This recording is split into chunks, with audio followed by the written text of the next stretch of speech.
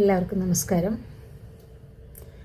രാമായണം വായന 10ാം ദിവസത്തിലേക്ക് എത്തിയിരിക്കുന്നു. എല്ലാവരും സദാ പ്രാർത്ഥിക്കുന്നതിൻ്റെ, സദാ നാമജപത്തിൽ ഏർപ്പെടുന്നതിൻ്റെ ഒരു രീതിയിലേക്ക് എത്തിയിരിക്കുമെന്ന് വിശ്വസിക്കുന്നു.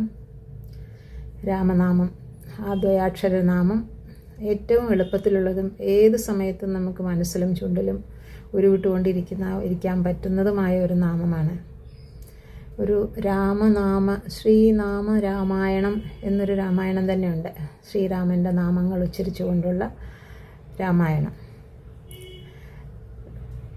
വാൽമീകി മഹർഷി പൂർവാശ്രമത്തിലൊരു കാട്ടാളനായിരുന്നുവെന്നും അദ്ദേഹത്തെ അശ്വിനി ദേവതകൾ വന്ന് കണ്ട് രാമനാമം ചെല്ലാൻ നേരിട്ടല്ലെങ്കിലും ആ മരം ഈ മരം, ആ മരം ഈ മരം എന്ന് വെറുതെ ഇരുന്ന് പറയാൻ ഉപദേശിച്ചിട്ട് പോവുകയും കാലാന്തരത്തിൽ അദ്ദേഹം മൺപുറ്റിനുള്ളിലായി രാമരാമ രാമരാമ എന്ന നാമജപത്തോടുകൂടെ ഇരിക്കുകയും പിന്നീട് അദ്ദേഹത്തെ വാൽമീകി മഹർഷി എന്ന നാമകരണത്തോടെ രാമായണം എഴുതാൻ പ്രേരിപ്പിക്കുകയും ചെയ്തു എന്നൊക്കെയാണ് കഥ. രാമനാമത്തിന്, ഏത് നാമത്തിനായാലും ഈശ്വരനാമത്തിന് നമ്മളുടെ മനസ്സിനെയും ബുദ്ധിയെയും ഒക്കെ ശുദ്ധീകരിക്കാനുള്ള ശക്തിയുണ്ട്. അപ്പോൾ നമുക്ക് ഈ നാമരാമായണത്തിൽ നിന്ന് ഒരു 5 നാമം, 5 വീതം ദിവസേന ഞാൻ ചൊല്ലിയിടാം. ഇഷ്ടമുള്ളവർക്ക് അത് പഠിച്ചെടുക്കാം. ഓരോ ദിവസവും കേൾക്കുന്നതാണെങ്കിൽ ഞാൻ ചൊല്ലാം. ബാലകാണ്ഡത്തിലെയാണ്. ശുദ്ധ ബ്രഹ്മപരാത്പര രാമ, കാലാത്മക പരമേശ്വര രാമ, ശേഷതൽപസുഖനിദ്രിത രാമ, ബ്രഹ്മാദ്യമരപ്രാർത്ഥിത രാമ, ചണ്ഡകിരണകുലമണ്ഡന രാമ, ശ്രീമദ്ദശരഥനന്ദന രാമ. ഇത്രയും നാമം ഒരു 5 6 വെച്ച് നമുക്ക് ദിവസേന പഠിക്കാം. 108 നാമങ്ങളിലാണ് രാമായണം മുഴുവനായിട്ടും ഇതിൽ ചൊല്ലുന്നത്. ഇനി രാമായണം വായനയിലേക്ക്. ഖരദൂഷണാദികളുടെയും രാക്ഷസ ഭടതതികളുടെയും പരാജയവും ജീവനാശവും വർണ്ണിച്ചതിനു ശേഷം അകമ്പനൻ പറഞ്ഞു, പ്രഭോ, രാമന് തുല്യനായ വില്ലാളി ലോകത്തിലില്ല. തൊട്ടടുത്ത വില്ലാളി അനുജൻ ലക്ഷ്മണനുമാണ്. ഇരുവരും ഒന്നിക്കുമ്പോൾ അഗ്നിയും കാറ്റും എന്നുപോലെയാകും. അഹങ്കാരിയും ദുരഭിമാനിയുമായ രാവണൻ യോജിച്ചില്ല. അകമ്പന, എനിക്ക് രാമനും ലക്ഷ്മണനും വെറും പുഴുക്കളാണ്. അവരെ ഇല്ലായ്മ ചെയ്യാൻ ഞാൻ ഇപ്പോൾ തന്നെ പഞ്ചവടിയിലേക്ക് പോകും. ബഹുമാനത്തോടു കൂടിയെങ്കിലും സ്വാഭിപ്രായം പ്രകടിപ്പിക്കുവാൻ അകമ്പനൻ ഒരുക്കമായി. തമ്പുരാനെ, ഞാൻ രാമന്റെ പരാക്രമവും ശക്തിയും നേരിട്ട് കണ്ടതാണ്. രാമനെ എതിർത്തു നിൽക്കുവാൻ കെൽപ്പുള്ളവൻ ത്രിഭുവനത്തിലുമില്ല. രാമബാണങ്ങൾക്ക് നദിയുടെ ഒഴുക്ക് തടയുവാനും ഭൂമിയെ സമുദ്രത്തിൽ ആഴ്ത്താനും നക്ഷത്രങ്ങളെ ഭൂമിയിൽ വീഴ്ത്താനും കഴിയും. എങ്കിലും അവനെ നശിപ്പിക്കുന്നതിനുള്ള ഒരു വഴി എനിക്ക് തോന്നുന്നുണ്ട്. അവൻ്റെ ഭാര്യയായ സീതയും അവനോടൊന്നിച്ച് വനവാസം ചെയ്തു വരുന്നു. ദിവ്യവർഗത്തിലെ ഒരു സ്ത്രീക്കും സീതയുടെ സൗന്ദര്യത്തിൻ്റെ ഒരു അംശം പോലുമില്ല. അവിടുന്ന് അവളെ അപഹരിച്ചു കൊണ്ടുവരണം. എന്നാൽ പിന്നെ രാമൻ അധികകാലം ജീവിച്ചിരിക്കുകയില്ല. അകമ്പനന്റെ ആശയം ഏറ്റവും യുക്തിയുക്തമാണെന്ന് പരസ്ത്രീ തൽപരനായ രാവണൻ കരുതി. ശ്രീരാമപത്നി ചോരണം സാധ്യതമാക്കുവാൻ സഹായിക്കുമെന്ന് തീർച്ചയുണ്ടായിരുന്ന മാരീചനെ ചെന്ന് കണ്ടു പറഞ്ഞു. മഹാവീരന്മാരായ ഖരദൂഷണാദികളെയും 14,000 രാക്ഷസഭടന്മാരെയും ശ്രീരാമൻ എന്നൊരു മനുഷ്യൻ കൊന്നൊടുക്കിയിരിക്കുന്നു. രാമന്റെ ഭാര്യയായ സീതയെ അപഹരിച്ചു കൊണ്ടുപോരണം എന്നാണ് എൻ്റെ നിശ്ചയം. നയജ്ഞന്മാരിൽ മുമ്പനായ അങ്ങ് അതിനെന്നെ സഹായിക്കണം. സംവത്സരങ്ങൾക്ക് മുമ്പ് ശ്രീരാമന്റെ ദിവ്യത്വവും ശക്തിയും നേരിട്ട് അനുഭവിച്ചിരുന്ന മാരീചൻ രാവണനെ ആത്മനാശത്തിനായി കാരണമായേക്കാവുന്ന ദുഷ്പ്രവൃത്തിയിൽ നിന്ന് പിന്തിരിപ്പിക്കുവാൻ ഒരു ശ്രമം നടത്തി. സീതാപഹരണത്തിന് വല്ലവനും അങ്ങയെ പ്രേരിപ്പിച്ചിട്ടുണ്ടെങ്കിൽ അവൻ മിത്രമായി നടിക്കുന്ന ശത്രു തന്നെയാണ്. കാളസർപ്പത്തിൻ്റെ വിഷപ്പല്ല് വലിച്ചെടുക്കുവാൻ ഉദ്യമിക്കുന്നതിനൊപ്പമാണ് ആ പ്രവൃത്തി. ഞാൻ ഉൾപ്പെട്ട രാക്ഷസവർഗത്തിൻ്റെ നന്മയ്ക്ക് വേണ്ടി അങ്ങ് സ്വപത്നിയിൽ സംതൃപ്തനായി ലങ്കയിൽ ഒതുങ്ങി കഴിയണം. അതാണ് എൻ്റെ ആത്മാർത്ഥമായ അഭ്യർത്ഥനയും ഉപദേശവും. മാരീചന്റെ വാക്കുകൾ നിരർത്ഥകമല്ല എന്ന് തോന്നിയ രാവണൻ തൽക്കാലത്തേക്കെങ്കിലും ശ്രീരാമപത്നിയെക്കുറിച്ചുള്ള അവിഹിതമായ ചിന്തകളെ മനസ്സിൻ്റെ നിഗൂഢമായ ഒരു കോണിൽ ഒതുക്കി വെച്ചിട്ട് സ്വരാജധാനിയിൽ തിരിച്ചെത്തി. ആസ്ഥാന മണ്ഡപത്തിൽ സുവർണ സിംഹാസനത്തിൽ ഉപവിഷ്ടനായി. മന്ത്രിമാരാലും സേനാനായകന്മാരാലും മറ്റു ചുറ്റപ്പെട്ട് വിരാജിക്കുമ്പോൾ പുറത്തൊരു ദീനരോധനം കേൾക്കുമാറായി.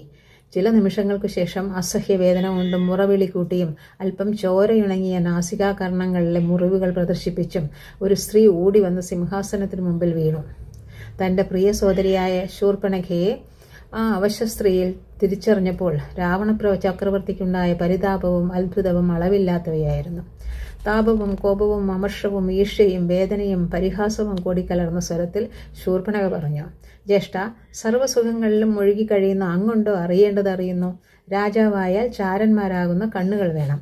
രാജ്യത്തിൽ നടക്കുന്നതെല്ലാം മനസ്സിലാക്കുകയും വേണം. അങ്ങയുടെ അധീനതയിലുള്ള ജനസ്ഥാനത്തിൽ നടന്നതൊക്കെ അറിയാത്തതെന്ത്? ഖരദൂഷണ ത്രിശിരസ്സുകളെയും 14,000 ഭടന്മാരെയും ഒരു മനുഷ്യൻ കൊന്നൊടുക്കി. കേട്ടോ, രാമൻ എന്ന മനുഷ്യൻ ജനസ്ഥാനം മുഴുവൻ കൈയടക്കുകയും ചെയ്തു. രാജ്യം രക്ഷിക്കാത്ത അങ്ങെന്ത് രാജാവ്? അങ്ങും സാധാരണക്കാരനായ ഒരു പ്രജയും തമ്മിൽ എന്ത് വ്യത്യാസം? പ്രജാഹിതം ചെയ്യാത്ത രാജാവിനെ പ്രജകൾ കൈവെടിയും. രാജ്യഭ്രഷ്ടനായ രാജാവിനെ പ്രജകൾ വിഴുപ്പ് വസ്ത്രം പോലെ, വാടിയ പൂമാല പോലെ ഉപേക്ഷിക്കും. ശൂർപ്പണഖയുടെ മൂർച്ചയേറിയ വാക്കുകൾ രാവണനെ പരവശനും ചിന്താകുലനുമാക്കി. അനുജത്തി, നിനക്ക് അംഗഭംഗം വരുത്തിയതാരാണ്? എങ്ങനെയുള്ള മനുഷ്യനാണ് ഈ രാമൻ? അവൻ എന്തിന് ദണ്ഡകാരണ്യത്തിൽ വന്നു? എല്ലാം വിസ്തരിച്ചു പറയൂ. ശൂർപ്പണഖ തുറന്നു. രാമൻ സ്ത്രീകളെ ഉപദ്രവിക്കാറില്ല. അയാളുടെ അനുജൻ ലക്ഷ്മണനാണ് എൻ്റെ മൂക്കും ചെവിയും മുറിച്ചത്. അയോധ്യയിലെ ദശരഥ രാജാവിൻ്റെ പുത്രന്മാരാണ് ഇരുവരും. രാമൻ തനിച്ച് രാക്ഷസ സൈന്യത്തെ ഒടുക്കിയത് ഞാൻ കണ്ണുകൊണ്ട് കണ്ടതാണ്. രാമന്റെ ഭാര്യയായ സീതയും അവരോട് ഒന്നിച്ചുണ്ട്. ദിവ്യവർഗക്കാരികളായ സ്ത്രീകളിൽ പോലും സീതയെപ്പോലെ ഒരു സുന്ദരിയില്ല. ജ്യേഷ്ഠന് ഏറ്റവും യോജിച്ച ഭാര്യയായിരിക്കും അവൾ. ഞാൻ അവളെ പിടിച്ചുകൊണ്ടുവന്ന് ജ്യേഷ്ഠനെ ഏൽപ്പിക്കാമെന്ന് കരുതി. അപ്പോഴാണ് ലക്ഷ്മണൻ എന്നെ അംഗഭംഗപ്പെടുത്തിയത്. സീതയെ ഭാര്യയാക്കാൻ ആഗ്രഹമുണ്ടെങ്കിൽ ഉടനെ പുറപ്പെടണം. ഖരദൂഷണന്മാരെയും മറ്റും രാമൻ കൊലപ്പെടുത്തിയതിന് പകരം ചോദിക്കണമെന്നുണ്ടെങ്കിൽ ഉടൻ പുറപ്പെടണം. അങ്ങയുടെ ശക്തിയെയും സാമർത്ഥ്യത്തെയും കുറിച്ച് വിശ്വാസമുണ്ടെങ്കിൽ ഉടനെ പുറപ്പെടണം. ഇപ്രാവശ്യം പിന്മാറുന്ന പ്രശ്നമേയില്ലെന്ന് നിശ്ചയിച്ച് രാവണൻ അല്പബാന്ധവനെന്നും മായാപ്രയോഗ ചതുരനെന്നും കരുതിയിരുന്ന മാരീചനെ ഒന്നുകൂടി സന്ദർശിച്ച് സീതാപഹരണത്തിന് സഹായം അപേക്ഷിച്ചു. ജടാവൽക്കലധാരിയായി, ശ്രീരാമനാമജപനിരതനായി, നിയതാഹാരനായി കഴിഞ്ഞുകൂടുന്ന മാരീചനോട് രാവണൻ താൻ മനസ്സിൽ ആസൂത്രണം ചെയ്തിരിക്കുന്ന ഒരു നൂതന പദ്ധതിയുടെ രൂപരേഖ നൽകി.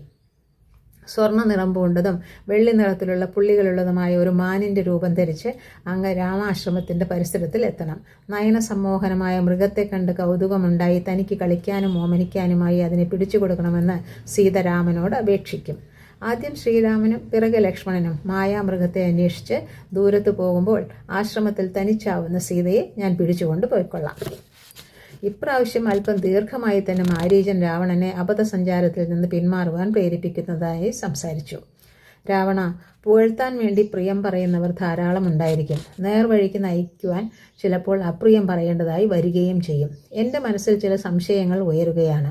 രാമൻ കാരണം രാക്ഷസവംശമാകെ നശിച്ചു പോകുമോ? സീതയുടെ ജനനം തന്നെ അങ്ങയുടെ മരണം വരുത്തിവെക്കുന്നതിനായിരുന്നോ? എൻ്റെ ജീവനാശം സംഭവിക്കുന്നതിനുള്ള സമയം അടുത്തിരിക്കുന്നോ? ധർമ്മസ്വരൂപനും സത്യപരാക്രമനും സർവ്വലോക പ്രഭുവുമാണ് ശ്രീരാമൻ. അദ്ദേഹത്തിൻ്റെ ബാണങ്ങളാവുന്ന കനൽക്കട്ടകൾ നിറഞ്ഞ അഗ്നികുണ്ഡത്തിൽ അങ്ങ് കണ്ണുമടച്ചു ചാടരുത്. സീതാദേവി ശ്രീരാമൻ്റെ പ്രാണേശ്വരിയും പതിവ്രതാ ശിരോമണിയുമാണ്. കത്തിയെരിയുന്ന അഗ്നിജ്വാലയെ എന്ന പോലെ സീതാദേവിയെ സ്പർശിക്കുവാൻ അങ്ങേക്ക് സാധിക്കുകയില്ല. അപായകരമായ ഈ സംരംഭത്തിൽ നിന്ന് അങ്ങ് പിന്മാറുക തന്നെ വേണം. ഇനിയും അങ്ങേക്ക് രാജ്യം ഭരിച്ച് സുഖം അനുഭവിച്ചു കൊണ്ടിരിക്കുവാൻ താല്പര്യമുണ്ടെങ്കിൽ ശ്രീരാമൻ ഒരു വിധത്തിലും അപ്രിയം ചെയ്യാതിരിക്കണം. ധർമ്മിഷ്ഠനായ വിഭീഷണനോടും മന്ത്രിമാരോടും അഭിപ്രായം ചോദിച്ചറിഞ്ഞ് അങ്ങ് ഇക്കാര്യത്തിൽ സ്വന്തം തീരുമാനം എടുക്കേണ്ടതുണ്ട്. ശ്രീരാമനെ ശത്രുവാക്കിയാൽ അങ്ങേക്കുണ്ടാവുന്നത് സർവനാശമായിരിക്കും. അദ്ദേഹത്തിൻ്റെ ശക്തിയും മാഹാത്മ്യവും ഒട്ടൊക്കെ നേരിട്ടറിയുവാൻ എനിക്ക് മുമ്പ് തന്നെ കഴിഞ്ഞിട്ടുണ്ട്. അങ്ങയുടെ നന്മയ്ക്ക് വേണ്ടിയാണ് ഞാൻ ഈ പറയുന്നതൊക്കെ. ഇനി അങ്ങ് എൻ്റെ ഉപദേശം തിരസ്കരിച്ചു എന്നിരിക്കട്ടെ. അപ്പോഴുണ്ടാവുന്ന ഭവിഷ്യത്തുകൾ ഞാൻ ഇപ്പോഴേ അറിയിച്ചു തരാം. നാം രണ്ടുപേരും ഉൾപ്പെട്ട രാക്ഷസവർഗമാകെ നാശഗർത്തത്തിൽ വീഴും. മനോഹരമായ ലങ്കാരാജ്യം മുഴുവനും അഗ്നിക്കിരയാകും. രാവണ, പരതാരങ്ങളിൽ ആഗ്രഹമുണ്ടാകുന്നത് പാപമാണ്. ശ്രീരാമനെ ഒരു വിധത്തിലും അങ്ങ് ദ്രോഹിക്കരുത്. ഞാൻ മുമ്പ് അദ്ദേഹത്തെ ആക്രമിച്ചപ്പോൾ അദ്ദേഹം എനിക്ക് ജീവരക്ഷയേകി. അന്നു മുതൽ ഞാൻ ശ്രീരാമഭക്തനായി മാറുകയാണ് ഉണ്ടായത്. ശ്രീരാമനോടുള്ള ദ്രോഹപ്രവൃത്തികളിൽ ഞാൻ പങ്കുകൊള്ളുകയില്ല. മരണോന്മുഖനായി കാലദൂതന്മാരുടെ ആഗമനം പ്രതീക്ഷിച്ച് നിശ്ചേഷ്ടനായി കിടക്കുന്ന ഒരുവന് ഔഷധപ്രയോഗം നിരർത്ഥകമാകുന്നത് പോലെയായിരുന്നു മാരീചൻ്റെ സതുപദേശം രാവണൻ്റെ മനസ്സിലുണ്ടാക്കിയ പ്രതികരണം. കാലപ്രചോദിതനായി തീർന്ന രാക്ഷസാധിപൻ സീതാപഹരണമാകുന്ന പദ്ധതി പ്രയോഗത്തിൽ വരുത്തുന്നതിനുള്ള ദൃഢനിശ്ചയത്തിൽ നിന്ന് അണുവോളം വ്യതിചലിക്കുവാൻ കൂട്ടാക്കിയില്ല. മാരീച, വീൺ വാക്കുകൾ പറഞ്ഞ് വെറുതെ സമയം കളഞ്ഞിട്ട് കാര്യമില്ല. ചുട്ടുപഴുത്ത മണലിൽ വിത്തുകൾ വിതയ്ക്കുകയാണ് അല്ലേ? നിന്റെ നിശ്ചയത്തിന് എന്ത് വന്നാലും ഇളക്കം തട്ടുകയില്ല. ഞാൻ അങ്ങയോട് അഭിപ്രായം ചോദിച്ചില്ല, അങ്ങയുടെ സഹകരണം ആവശ്യപ്പെടുക മാത്രമാണ് ചെയ്തത്. ഞാൻ രാക്ഷസ ചക്രവർത്തിയാണെന്ന് രാക്ഷസനായ അങ്ങ് മറക്കരുത്. എൻ്റെ ആജ്ഞ അനുസരിച്ചില്ലെങ്കിൽ മരണമായിരിക്കും അങ്ങയുടെ അനുഭവം. ശ്രീരാമന്റെ കൈകൾ കൊണ്ട് താൻ മരിക്കുമെന്ന ദൃഢവിശ്വാസമായതോടെ രാവണന്റെ ആജ്ഞ ധിക്കരിക്കുവാൻ ശക്തിയില്ലാതെ മറ്റൊരു രക്ഷാമാർഗവും കാണാതെ മാരീചൻ രാവണനോടൊന്നിച്ച് തേരിൽ കയറി തൻ്റേതായ അവസാന യാത്ര ആരംഭിച്ചു. ആകാശസഞ്ചാരിയായ ആ അദ്ഭുത രഥം അവരെ അതിവേഗത്തിൽ ദണ്ഡകാരണ്യ പരിസരത്തിലെത്തിച്ച് ശ്രീരാമാശ്രമ പ്രാന്തത്തിൽ ഇറക്കി. രാവണൻ അല്പം അകലെ ഒരിടത്ത് മറഞ്ഞു നിൽക്കുന്നതിനിടയിൽ മായാവിദ്യാവിശാരദനായ മാരീചൻ രാക്ഷസരൂപം വെടിഞ്ഞ് അതിമനോഹരമായ ഒരു മാനിൻ്റെ ആകാരം ധരിച്ച് സീത കാണത്തക്കവണ്ണം കൂത്താടി തുടങ്ങി. ആ സമയത്ത് കർണികാരം, അശോകം, മന്ദാരം മുതലായ പുഷ്പങ്ങൾ ഇറുത്തുകൊണ്ട് ആശ്രമോപവനത്തിൽ സഞ്ചരിക്കുന്ന സീതയുടെ ദൃഷ്ടികൾ പതിഞ്ഞത് അഭൂതപൂർവമായ ഭംഗിയുള്ള മാനിലായിരുന്നു. ഇന്ദ്രനീല നിറം പൂണ്ട കൊമ്പുകൾ, ചെമ്പൊൽത്താരിനൊത്ത മുഖം, മുല്ലപ്പൂവിനെയും മുഴുത്തിങ്കളിനെയും ലജ്ജിപ്പിക്കുന്ന നിറം പൂണ്ട വയറ്, ഇരിപ്പപ്പൂവിൻ്റെ വർണ്ണമുള്ള പാർശ്വഭാഗങ്ങൾ, വൈഢൂര്യത്തിനൊത്ത കുളമ്പുകൾ, നയനാനന്ദകരമായ സന്ധിബന്ധങ്ങൾ, സ്നിഗ്ധമുഗ്ധവർണ്ണത്തിൽ നാനാരത്ന ശോഭയാർന്ന പുള്ളികൾ, ഇവയെല്ലാം ചേർന്ന് സീതയുടെ കണ്ണും കരളും കവർന്നു. ശ്രീരാമനോട് സീത ഒരാഗ്രഹം അറിയിച്ചു. നാഥ, അങ്ങെനിക്ക് കളിക്കുവാനായി ഈ മാനിനെ പിടിച്ചു കൊണ്ടുവന്ന് തരണം. ഇത്ര മനോഹരവും കൗതുകകരവുമായ ഒരു മൃഗത്തെ ഞാൻ ഇന്നോളം കണ്ടിട്ടില്ല. അതിനെ വളർത്തുന്നതോടെ എൻ്റെ ഇപ്പോഴത്തെ ജീവിതം കൂടുതൽ സന്തോഷകരമായി തീരും. നാം വനവാസം അവസാനിപ്പിച്ച് അയോധ്യയിലേക്ക് മടങ്ങുമ്പോൾ ഈ മാൻ അന്തഃപുരത്തിന് ശോഭ ചേർക്കുകയും ചെയ്യും. എന്നാൽ മാനിനെ സൂക്ഷിച്ചു നോക്കിയപ്പോൾ മനസ്സിൽ കിളർന്ന ചില സംശയങ്ങൾ ലക്ഷ്മണൻ ശ്രീരാമനെ അറിയിച്ചു. ജ്യേഷ്ഠ, ഇമ്മാതിരിയുള്ള ഒരു മാൻ ഭൂമുഖത്തില്ല. ഇതൊരു മായാമൃഗമാണെന്ന് എനിക്ക് തോന്നുന്നു. മാരീച രാക്ഷസന്റെ മായാപ്രയോഗമാണിതെന്ന് എനിക്ക് മിക്കവാറും തീർച്ചയാണ്. അതിനാൽ ജ്യേഷ്ഠൻ സൂക്ഷിക്കണം. ശ്രീരാമൻ പറഞ്ഞു. ലക്ഷ്മണ, സീതയ്ക്ക് മാനിനെ കിട്ടാൻ ആഗ്രഹം തോന്നിയതിൽ എനിക്ക് ആശ്ചര്യമില്ല. ഇത്ര ഭംഗിയുള്ള മറ്റൊന്ന് സ്വർഗോദ്യാനമായ നന്ദനത്തിലോ വൈശ്രവണന്റെ ചൈത്രരഥത്തിലോ കാണുകയില്ല. ഇനി നീ പറയുന്നത് പോലെ മാരീചന്റെ മായാപ്രയോഗമാണെങ്കിലോ അവനെ വധിക്കുക തന്നെ വേണം. ഞാൻ ഒന്നുകിൽ മാനിനെ ജീവനോടെ പിടിച്ചുകൊണ്ടുവരും, അല്ലാത്ത പക്ഷം അതിനെ അമ്പെയ്ത് കൊല്ലും. ഞാൻ വരുന്നതുവരെ നീ സീതയ്ക്ക് തുണയായി ഇവിടെ തന്നെ നിൽക്കണം. എന്തു തന്നെ ആയാലും നീ ആശ്രമം വിട്ടു പോകരുത്. തന്നെ പിടിക്കാൻ ശ്രീരാമൻ വരുന്നത് കണ്ട് മാരീചനായ മാൻ തെല്ലുദൂരെ ഓടി അവിടെ നിൽപ്പായപ്പോൾ വീണ്ടും ശ്രീരാമൻ സമീപിക്കുക, ആ രീതി അനേകം പ്രാവശ്യം ആവർത്തിക്കപ്പെടുക. അങ്ങനെ രാക്ഷസൻ ശ്രീരാമനെ ആശ്രമത്തിൽ നിന്ന് ബഹുദൂരം അകറ്റുക. അത്രയുമായപ്പോൾ ശ്രീരാമൻ കോപിച്ച് വില്ലിൽ തീക്ഷ്ണമായൊരു ശരം തൊടുത്തയച്ചു.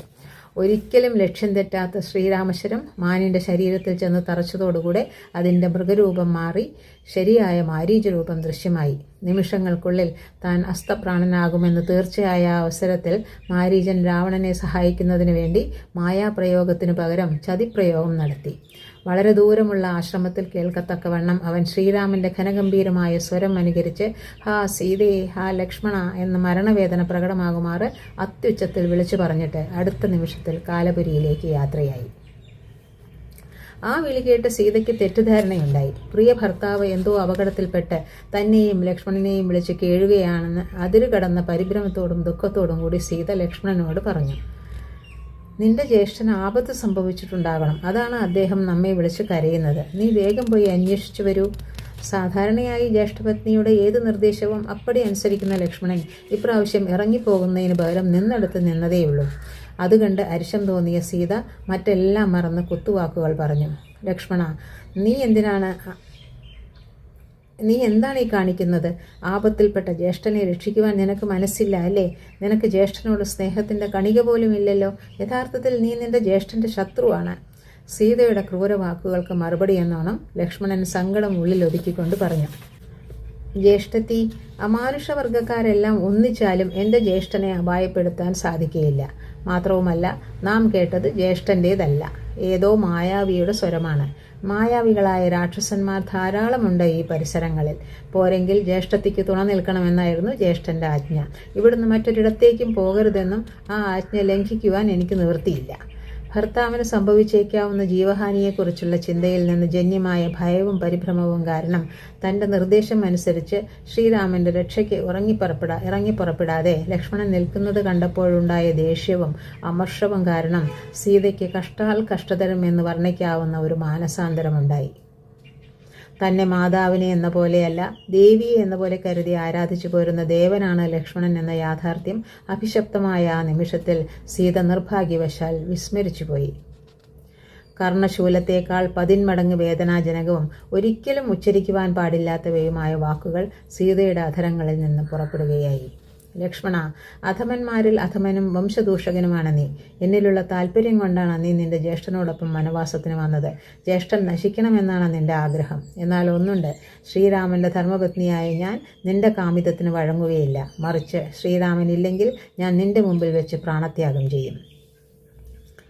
അസഹനീയമായ ഇമ്മാതിരി ജൽപ്പനം കേട്ട് ഉള്ളുരുകിയ ലക്ഷ്മണൻ അത്യന്തം പരവശനായി കുറേ നേരം സ്തബ്ധനായി നിന്ന് അല്പം മനോധൈര്യം വീണ്ടെടുത്ത് ഒരു വിധത്തിൽ പറഞ്ഞൊപ്പിച്ചു. ജ്യേഷ്ഠത്തി, എൻ്റെ ദേവിയെപ്പോലെയാണ് ജ്യേഷ്ഠത്തി. ജ്യേഷ്ഠത്തിയുടെ വാക്കുകൾ പഴുപ്പിച്ച അമ്പുകളേക്കാൾ എൻ്റെ ഹൃദയത്തെ നൊമ്പരപ്പെടുത്തുന്നു. ഞാനിതാ ജ്യേഷ്ഠനെ അന്വേഷിച്ച് പുറപ്പെടുകയാണ്. ഇനി വനദേവതകൾ തന്നെ ജ്യേഷ്ഠത്തിയെ കാക്കട്ടെ. ആശ്രമം കാത്തു നിന്ന ലക്ഷ്മണൻ സീതയെ തനിയെ വിട്ടിട്ട് അരണ്യാന്തർഭാഗത്തേക്ക് പോകുവാൻ വേണ്ടി അക്ഷമനായി ഒളിച്ചു നിന്നിരുന്ന രാവണന് താൻ നിശ്ചയിച്ചുറച്ച ദുഷ്കർമ്മം ചെയ്യുന്നതിനുള്ള സന്ദർഭം സമാഗതമായി. കപടസന്യാസി വേഷം ധരിച്ച് കാഷായ വസ്ത്രമണിഞ്ഞ് കമണ്ഡലവും യോഗദണ്ഡുമേന്തി നിന്നിരുന്ന രാക്ഷസാധമൻ സീത മാത്രമുള്ള ആശ്രമത്തിനുള്ളിൽ പ്രവേശിച്ചു. സീതയുടെ അനുപമ സൗന്ദര്യം നേത്രദ്വയങ്ങളിലൂടെ പാനം ചെയ്ത് ലഹരി പിടിച്ചിരുന്ന ആ വിടാഗ്രേസരന്റെ ഉദ്ദേശം മനസ്സിലാക്കാതെ ആഗതൻ യഥാർത്ഥ യോഗിയെന്ന് തെറ്റിദ്ധരിച്ച് സീത വിധിയനുസരിച്ച് സ്വാഗതമേകി. തുടർന്നുണ്ടായ സംഭാഷണത്തിൽ നിന്ന് ശ്രീലംബടനായ നക്തഞ്ചരാധിപന്റെ ഇംഗിതവും സീതയുടെ പാതിവ്രത്യ ദ്രാഢ്യവും പ്രകടമായി. നീ യഥാർത്ഥത്തിൽ ഏതെങ്കിലും ഒരു ദേവിയാണോ, അതോ മറ്റേതെങ്കിലും വർഗത്തിൽപ്പെട്ടവളോ? ഹിംസ്രജന്തുക്കളും ദുഷ്ടരാക്ഷസന്മാരും നിറഞ്ഞ ഈ ദണ്ഡകാരണ്യത്തിൽ എന്തിനു താമസിക്കുന്നു? നീ എവിടുന്ന് വന്നു എന്നും ആരുടെ പുത്രിയാണ് എന്നും അറിയാൻ എനിക്ക് ആഗ്രഹമുണ്ട്. മഹാത്മൻ, ഞാൻ ദശരഥപുത്രനായ ശ്രീരാമന്റെ ധർമ്മപത്നിയും വിദേഹാധിപനായ ജനകന്റെ മകളായ സീതയുമാണ്. എൻ്റെ ഭർത്താവ് പിതാവിൻ്റെ സത്യം പാലിക്കുന്നതിനായി വനവാസത്തിന് വന്നതാണ്. അദ്ദേഹത്തിൻ്റെ അനുജനായ ലക്ഷ്മണനും ഞാനും ഒന്നിച്ചിങ്ങോട്ട് പോന്നു. അങ്ങ് ആരാണെന്ന് പറയാൻ ദയവുണ്ടാകണം. ത്രൈലോക്യാധിപതിയായ രാവണനാണ് വാസ്തവത്തിൽ ഞാൻ. നിന്നെ കണ്ട നിമിഷം മുതൽ ഞാൻ നിന്നിൽ അനുരക്തനായിരിക്കുന്നു. ഞാൻ നിന്നെ എൻ്റെ മറ്റു ഭാര്യമാരുടെ അതിനായികയാക്കാം. എൻ്റെ ആസ്ഥാനമായ ലങ്കാനഗരത്തിൽ നിന്നോടൊന്നിച്ച് വിഹരിക്കുവാൻ ഞാൻ ആഗ്രഹിക്കുന്നു. ഇന്നു മുതൽ നീ സർവ്വലോകനാഥനായ എൻ്റെ പട്ടമഹിഷിയായിരിക്കും. ഹേ രാവണ, എന്ത് വിഡിത്തമാണ് ഈ പറയുന്നത്? സത്യസന്ധനും മഹാഭാഗനും വിക്രമനുമായ ശ്രീരാമന്റെ സഹധർമ്മിണിയാണ് ഞാൻ. സിംഹിയെ കാമിക്കുന്ന കുറുക്കനൊപ്പമാണ് നീ. സർപ്പത്തിന്റെ വായിൽ നിന്ന് വിഷപ്പല്ല് പറിച്ചെടുക്കാൻ നീ ശ്രമിക്കുകയാണോ, അതോ കത്തുന്ന അഗ്നിയെ വസ്ത്രത്തിൽ പൊതിഞ്ഞുകൊണ്ടുപോകാൻ ഉദ്യമിക്കുകയാണോ? സമുദ്രവും നീർത്തോടും തമ്മിൽ, സ്വർണവും ഈയവും തമ്മിൽ, രാജഹംസവും കഴുകനും തമ്മിൽ എന്ത് വ്യത്യാസമുണ്ടോ ആ വ്യത്യാസമുണ്ട് ശ്രീരാമനും നീയും തമ്മിൽ. സീതയെ, നീ എന്നെ ശരിക്കും മനസ്സിലാക്കിയിട്ടില്ല. വിശ്രവസ്തു മഹർഷിയുടെ പുത്രനും വൈശ്രവണന്റെ കനിഷ്ഠ സഹോദരനും പുഷ്പക വിമാനത്തിന്റെ ഉടമസ്ഥനുമാണ് ഞാൻ. ദേവന്മാരും ഗന്ധർവന്മാരും മറ്റ് അമാനുഷിക ജീവികളും രാവണൻ എന്ന് കേട്ടാൽ ഭയന്ന് വിറയ്ക്കും. ഞാനുള്ളപ്പോൾ കാറ്റ് വീശാൻ ശങ്കിക്കും, സൂര്യൻ ചൂടുവെടിയും, മരത്തിലെ ഇലകൾ അനങ്ങാതെ നിൽക്കും, പുഴകളിൽ നീരോട്ടം നിൽക്കും. വൈഢൂര്യ തോരണങ്ങളുള്ള ലങ്കയിൽ എന്നോടൊത്ത് നിനക്ക് സർവ്വഭോഗങ്ങളും അനുഭവിക്കാം. നിന്നിലുള്ള കാമത്താൽ പ്രചോദിതനായി വന്നിരിക്കുന്ന എന്നെ നീ നിരസിക്കരുത്. യുദ്ധത്തിൽ എന്നോട് ഏറ്റുമുട്ടിയാൽ രാമൻ എൻ്റെ ചെറുവിരൽ നോക്കുകയില്ല. നിന്റെ ഭാഗ്യം കൊണ്ട് വന്നിരിക്കുന്ന എന്നെ നീ സ്വീകരിക്കണം. ക്രൂരനും ദുർബുദ്ധിയുമായ നീ ഇന്ദ്രാണിയെ അപഹരിച്ചു കൊണ്ടുപോയാലും ഒരുപക്ഷെ ജീവിച്ചെന്ന് വരാം. ശ്രീരാമപത്നിയായ എന്നെ കട്ടാലോ നിന്റെ ജീവിതം ആ നിമിഷത്തിൽ അവസാനിക്കും, നീ അമൃതം സേവിച്ചിരുന്നാൽ പോലും. സീതെ, നീ ഒരു ഭ്രാന്തിയാണെന്ന് തോന്നുന്നു നിന്റെ സംസാരം കേട്ടാൽ. എനിക്ക് ഈ ഭൂമിയെ കൈകളിലെടുത്തുയർത്താം, യമനെ നിർജീവനാക്കാം, സൂര്യനെ അനങ്ങാതെ നിർത്താം. ശരി, എന്നെ നല്ലവണ്ണം നോക്കിക്കൊള്ളൂ. അടുത്ത നിമിഷത്തിൽ സീത മുന്നിൽ കണ്ടത് കാഷായ വേഷധാരിയായ സന്യാസിയെയല്ല, കാർമേഘ നിറമാർന്ന വമ്പിച്ച ശരീരവും തീക്കനൽ പോലെ ജ്വലിക്കുന്ന കണ്ണുകളും 10 തലകളും 20 കൈകളുമുള്ള രാവണന്റെ ഭീവത്സവും ഭയാനകവുമായ ആകാരമായിരുന്നു. ആ ദുഷ്ടൻ ജഡതിയിൽ മുന്നോട്ടാഞ്ഞ് ഇടം കൈകൊണ്ട് സീതയുടെ കാർക്കൂന്തലും വലം കൈകൊണ്ട് സ്വർണ്ണാഭമായ പൂമേനിയിലും പിടിച്ച് തയ്യാറാക്കി നിർത്തിയിരുന്ന മായാരഥത്തിൽ കയറി ആകാശത്തുയർന്ന് അതിശീഘ്രം പാഞ്ഞുപോയി. രാവണന്റെ പിടിയിലകപ്പെട്ട സീത അല്പം മുമ്പ് താൻ ഗർഹിച്ച് ലക്ഷ്മണനോട് ചെയ്ത അപരാധം മറന്ന് ആ വീരനല്ലാതെ മറ്റു രക്ഷാമാർഗമില്ലെന്ന് കണ്ട് വിലപിച്ചു. ലക്ഷ്മണ, ധർമ്മത്തിനു വേണ്ടി ജീവനും സുഖവും വെടിഞ്ഞവനാണല്ലോ നീ. ദുഷ്ടന്മാരെ ശിക്ഷിക്കുന്നവനും ദുഷ്ടനായ രാവണൻ എന്നെ പിടിച്ചുകൊണ്ടുപോകുന്നത് നീ കാണുന്നില്ലേ? ആശ്രമത്തിൽ നിന്ന് അതിവേഗത്തിൽ അകന്നു പോകുന്ന സീതയുടെ മനസ്സ് ആദ്യം വനവൃക്ഷങ്ങളിലേക്കും തുടർന്ന് ഗോദാവരിയിലേക്കും അതിനുശേഷം വനദേവതമാരിലേക്കും പക്ഷിമൃഗാദികളിലേക്കും തിരിയുകയായി. ജനസ്ഥാനത്തിൽ നിൽക്കുന്ന വൃക്ഷങ്ങളെ, രാവണൻ സീതയെ കട്ടുകൊണ്ടുപോയി എന്ന് നിങ്ങൾ ശ്രീരാമനോട് പറയണേ. പുണ്യനദിയായ ഗോദാവരി നദി, ഞാനിതാ നിന്നെ നമസ്കരിക്കുന്നു. രാവണൻ സീതയെ അപഹരിച്ചതായി ശ്രീരാമനോട് പറയണേ. വനദേവതമാരെ, മൃഗങ്ങളെ, പക്ഷികളെ, രാവണൻ സീതയെ പിടിച്ചുകൊണ്ടുപോയതായി ശ്രീരാമനോട് പറയണേ. ഇത്രയും പറയുന്നതിനിടയിൽ കുറേ ദൂരം ആകാശഗമനം ചെയ്തു കഴിഞ്ഞ് രാവണരഥത്തിലിരുന്ന സീതയുടെ കണ്ണുകൾ താഴെ മലമുകളിൽ ഇരുന്നുറങ്ങുന്ന ജഡായുവിൽ പതിച്ചു. ജഡായു, കണ്ടോ, രാവണൻ എന്നെ കൊണ്ടുപോകുന്നത്. വൃദ്ധനായ അങ്ങേക്ക് എന്നെ രക്ഷിക്കാൻ സാധിച്ചില്ലെന്ന് വരാം. എങ്കിലും രാവണന്റെ ദുഷ്പ്രവൃത്തി ശ്രീരാമനെയും ലക്ഷ്മണനെയും അറിയിക്കണേ. വിലാപസ്വരം കേട്ട് സുഷുപ്തിയിലാണ്ടിരുന്ന ശുദ്ധപ്രവരൻ ഉണർന്ന് കണ്ണുമിഴിച്ച് മുകളിലേക്ക് നോക്കിയപ്പോൾ കണ്ടത് വിമാനസദൃശമായ രഥത്തിലിരിക്കുന്ന രാവണനെയും കരയുന്ന ശ്രീരാമപത്നിയെയുമായിരുന്നു. താക്കീതും ഉപദേശവും കൊണ്ട് രാവണനെ അവന്റെ പാപവൃത്തിയിൽ നിന്ന് പിന്തിരിപ്പിക്കാൻ സാധിച്ചേക്കുമെന്ന പ്രത്യാശയോടുകൂടി ജഡായു വിളിച്ചു പറഞ്ഞു. രാവണ, പരസ്ത്രീയെക്കുറിച്ചുള്ള ചിന്ത നീ ഉപേക്ഷിക്കേണ്ടതാണ്. അറിവുള്ളവൻ അന്യന്റെ ഭാര്യയെ സ്വഭാര്യയെ എന്ന പോലെ ആപത്തിൽ നിന്ന് സംരക്ഷിക്കണം. ശ്രീരാമൻ നിനക്ക് ഒരു പിഴയും ചെയ്തതില്ലല്ലോ, പിന്നെന്തിന് നീ ഈ ദുഷ്പ്രവൃത്തി ചെയ്യുന്നു? വിഷസർപ്പത്തെ വസ്ത്രത്തിൽ പൊതിഞ്ഞു വെക്കുന്നതിന് തുല്യമാണ് നിന്റെ കൃത്യം. കാലപാശം നിന്റെ കഴുത്തിൽ വീണത് നീ കാണുന്നില്ലേ? അപ്പുറത്ത് നിശ്ചിത ഫലം ഉളവാക്കുന്നില്ലെന്ന് കണ്ടപ്പോൾ ജഡായുവിന്റെ സംഭാഷണ രീതി കർക്കശമായി. ഹേ രാവണ, ഞാനിപ്പോൾ വളരെ വൃദ്ധനാണ്, മറിച്ചാണ് നീ. എന്നാലും ഞാൻ കാണുക സീതയെ കൊണ്ടുപോകാൻ നിനക്ക് കഴിയുകയില്ല. എന്നെ യുദ്ധത്തിൽ ജയിച്ചിട്ട് വേണമെങ്കിൽ അങ്ങനെ ചെയ്തുകൊള്ളൂ. ദശരഥനും ശ്രീരാമനും വേണ്ടി എനിക്ക് മരണം സംഭവിക്കുകയാണെങ്കിൽ ആ മരണം എന്നെ സംബന്ധിച്ചിടത്തോളം ധന്യമാണ്. ഞാൻ നിന്നെ ഇപ്പോൾ ഞെട്ടിൽ നിന്ന് കായയെ എന്ന പോലെ തേരിൽ നിന്ന് നിലത്ത് വീഴ്ത്തും. അത്രയും പറഞ്ഞ് ജഡായു വൃക്ഷാഗ്രത്തിൽ നിന്ന് ഉയർന്നു പറന്ന് ശീഘ്രഗതിയിലുള്ള രാവണരഥത്തെ പിന്നിലാക്കി നിശാചരേന്ദ്രനോട് വീറോടും പ്രാഗൽഭ്യത്തോടും യുദ്ധത്തിൽ ഏർപ്പെട്ടു. 2 പർവ്വതങ്ങൾ തമ്മിൽ പൊരുതുന്നത് പോലെ തോന്നിച്ച ആ സംഘട്ടനത്തിൽ ഗൃദ്ധപ്രവരൻ പ്രയോഗിച്ച ആയുധങ്ങൾ കൂർത്തുമൂർത്ത കൊക്കും നഖങ്ങളും. രാവണൻ എതിർത്തത് വിവിധ രീതിയിലുള്ള ശസ്ത്രങ്ങൾ കൊണ്ടുമായിരുന്നു. രാവണരഥത്തിന്റെ കോണിലിരുന്ന് അശ്രുവർഷം ചെയ്യുന്ന സീതയെ കണ്ട് ആർദ്രമനസ്കനായ ജഡായു ദ്വിഗുണീഭവിച്ച ശൗര്യത്തോടെ രാവണന്റെ വില്ല് കൊത്തി 2ആയി മുറിച്ചു. മാത്രമല്ല, തേരിന്റെ ചില ഭാഗങ്ങൾ കൊത്തിയുടയ്ക്കുകയും ആലവട്ടവും വെൺകൊറ്റക്കുടയും വെഞ്ചാമരവും മറ്റും ഛിന്ന ഭിന്നമാക്കുകയും ചെയ്തു. ദ്വന്ദ്വയുദ്ധം ഏറ്റവും ഭീകരമായി കുറച്ചുനേരം കൂടി തുടർന്ന് നടന്നപ്പോഴേക്കും രാവണൻ ശ്രീ പരമേശ്വരനാൽ ദത്തമായ ചന്ദ്രഹാസം എന്ന ദിവ്യഖഡ്ഗം വലിച്ചൂരി ആഞ്ഞുവെട്ടി. തടുക്കാനാവാത്ത ആ മഹായുധമേറ്റ് ജഡായുവിന്റെ ശരീരത്തിൽ നിന്ന് വേറിട്ടു പോയ 2 ചിറകുകളെ ഭൂമിയിലേക്ക് അനുഗമിച്ചത് ആ പക്ഷീന്ദ്രന്റെ നിണമണിഞ്ഞ ശരീരമായിരുന്നു.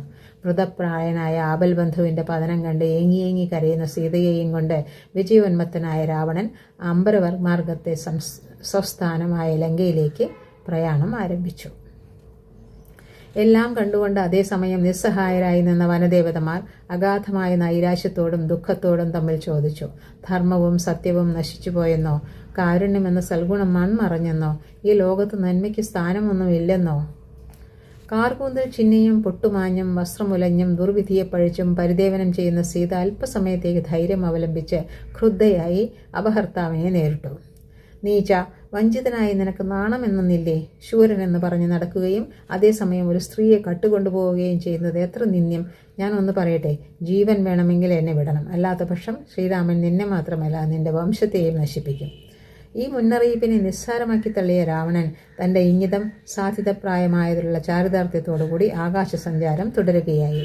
പരമദുഷ്ടനും അതേസമയം അതിശക്തനുമായ അപഹർത്താവിൽ നിന്ന് രക്ഷാമാർഗം കാണാതെ നിരാശയുടെ നിബിഡാന്ധകാരം പരന്നിരുന്ന സീതയുടെ മനസ്സിൽ ആശയുടെ ഒരു കിരണം കടന്നുകൂടി. ആ മനസ്സിനെ താഴേട്ടു നോക്കിയപ്പോൾ ഒരു പർവ്വതത്തിന്റെ മുകൾ ഭാഗത്ത് 5 വാനരന്മാർ ഒന്നിച്ച് ഓടിയിരിക്കുന്നത് കണ്ടു. അപ്പോൾ സീതയുടെ മനസ്സിൽ ഒരു യുക്തി ഉദയം ചെയ്തു. ഈ വാനരന്മാരാരെന്ന് അറിഞ്ഞുകൂടെങ്കിലും അവർ മിത്രങ്ങളാണെന്ന് നിശ്ചയമില്ലെങ്കിലും ഇനിയൊരു കാലത്ത് ശ്രീരാമൻ അവരെ കണ്ടുമുട്ടാൻ സാധ്യതയില്ലെന്ന് വരികയില്ലല്ലോ. എന്ന് ചിന്തിച്ച് സീത തൻ്റെ ആഭരണങ്ങൾ ഊരിയെടുത്ത് ഉത്തരീയം കീറി അതിൽ പൊതിഞ്ഞ് വാനരന്മാരുടെ സമീപത്തേക്ക് വീഴത്തക്കവണ്ണം താഴത്തേക്കിട്ടു. ആഭരണങ്ങൾ അവർ സൂക്ഷിച്ചു വെക്കുമെന്നും എന്നെങ്കിലും ശ്രീരാമന് കൊടുക്കുമെന്നുമുള്ള നേരിയ ആശയാണ് സീതയെ ആ കൃത്യത്തിന് പ്രേരിപ്പിച്ചത്. അതറിയാത്ത ദശഗ്രീവൻ തൻ്റെ മൃത്യുവിന് കാരണക്കാരിയാകാൻ പോകുന്ന കാകുൽ സ്തപത്നിയെയും കൊണ്ട് ആകാശസഞ്ചാരം പൂർത്തിയാക്കി സ്വരാജധാനിയായ ലങ്കാപുരിയിൽ എത്തിച്ചേർന്നു. ലങ്കയിലെ വിശേഷങ്ങൾ ഇനി നാളെ.